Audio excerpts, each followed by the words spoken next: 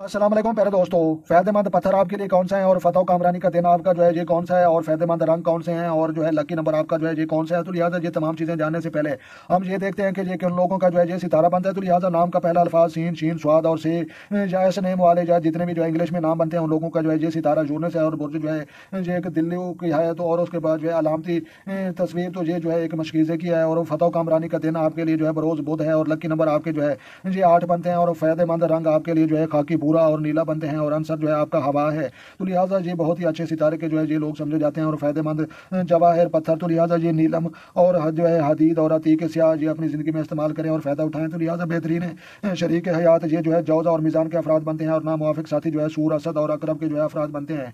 और 2024 में जो है लगने वाली बीमारियां आंतों की बीमारियां इतलाज कलब और दमे की जो है ये बीमारियां लग सकती हैं। तो लिहाजा फिर दोस्तों आपको जो है बिल्कुल याद रहना चाहिए फतह कामरानी का दिन आपका जो है जी बरोज़ जो है हफ्ता बनता है। हफ्ते को आपने जो है इंपोर्टेड और खास काम करने हैं और लकी नंबर आपका जो है 8 बनता है, इसको भी याद रखना है।